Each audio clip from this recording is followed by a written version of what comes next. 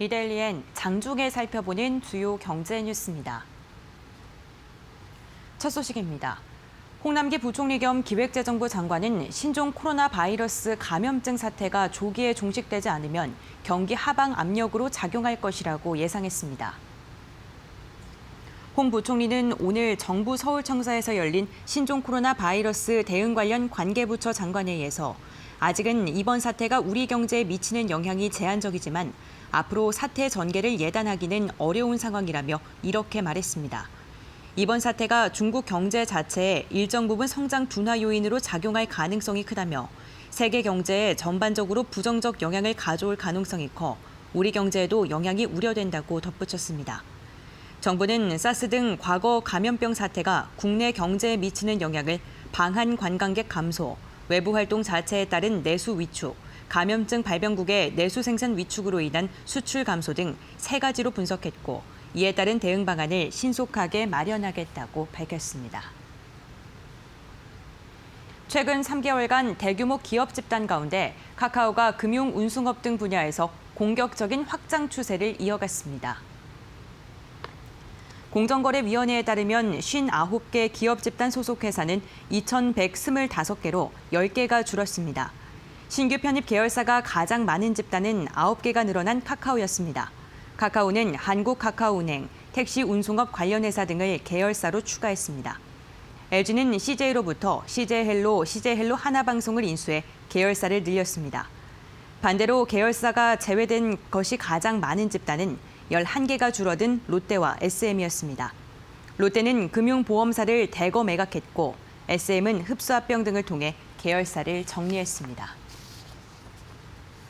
LG화학이 지난해 역대 최대 매출을 기록했지만 에너지 저장 장치 화재로 이익이 대폭 감소한 것으로 나타났습니다.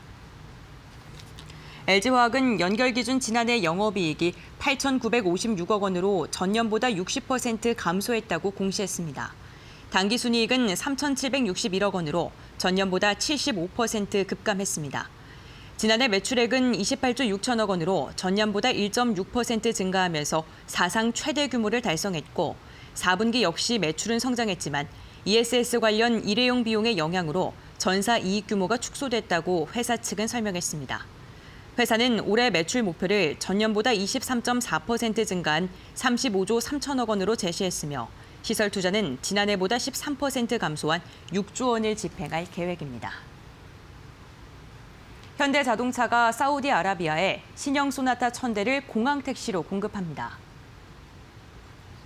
현대차는 지난달 22일 중동 최대 자동차 시장으로 꼽히는 사우디아라비아 킹칼리드 국제공항에서 현재 최대 운수기업 중 하나인 알사프아와 신형 소나타 1000대를 공항 택시로 공급하는 계약을 체결했다고 밝혔습니다. 계약 당일 100대를 알사프아에 인도했으며 나머지 900대는 연내에 공급할 계획입니다. 이번 계약이 사우디아라비아의 신규 택시 정책 발표 이후 완성차 업체로서는 처음으로 변경된 규정에 맞는 택시를 공급했다는 점에서 그 의미가 있다고 회사 측은 평가했습니다. 삼성전자가 북미 공조 전시회에서 혁신 공조 솔루션을 선보인다고 밝혔습니다. 삼성전자는 현지 시각 3일부터 5일까지 미국 플로리다주에서 열리는 AHR 엑스포에 참가해 무풍 에어컨 모든 제품군을 비롯해 다양한 가정용, 상업용 공조 솔루션을 전시할 예정입니다. 무풍 에어컨은 찬바람이 몸에 직접 닿는 것을 꺼리는 소비자를 위해 만든 삼성전자의 주력 제품으로 2016년 세계 최초로 개발했습니다. 이번에 전시하는 신규 벽걸이형 무풍 에어컨은 기존 대비 팬 크기가 15% 정도 커져 냉방의 성능이 강력해졌고 무풍 패널도 11% 넓어졌습니다. 북미 시장을 겨냥한 가정용 에어컨으로서 첫 선을 보이는 콘솔형 에어컨은 벽면에 설치할 수 있는 실내기로 현지 시장에 특화한 냉난방 겸용 제품이라고 회사 측은 설명했습니다. 이어서 이 시각 간추린 뉴스입니다. 국제금융협회에 따르면 지난해 3분기 말 기준 한국의 GDP 대비 가계부채 비율은 95%로 1년 전보다 3.9%포인트 상승했습니다. 상승폭은 유로존을 포함한 34개 지역 가운데 두 번째로 컸습니다. LG전자는 CJ푸드빌이 운영하는 제일제면소에 음식 그릇 등을 나르는 LG 클로이 서브봇을 도입한다고 밝혔습니다. 서브봇은 실내 자율주행 기능과 장애인 회피 기술을 탑재했습니다. 신종 코로나 바이러스 확산을 저지하기 위해 제한적 입국 금지 카드를 꺼내든 우리 정부가 중국인 여행자 전체를 제한하는 전면적 입국 금지로 나아갈지 관심이 쏠리고 있습니다. 서울 아파트 절반이 고가주택 대출 규제에 적용을 받게 됐습니다. KB국민은행에 따르면 서울 지역 아파트 중위 매매 가격은 9억 1,216만 원으로 정부의 고가주택 대출 규제의 기준선인 시가 9억 원을 넘어섰습니다. 이데일리엔 장중에 살펴보는 주요 경제 뉴스 함께 확인해봤습니다.